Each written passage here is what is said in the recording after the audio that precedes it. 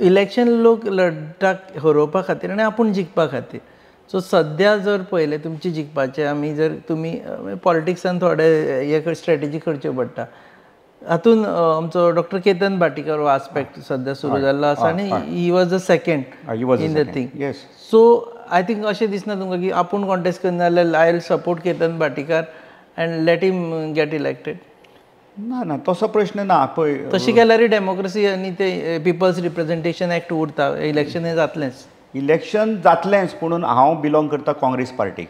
काँग्रेस पार्टीचो जो स्टँड आसा, काँग्रेस पार्टी जे म्हाका एक सांगतली तें हांवें मान्य करचें पडटलें.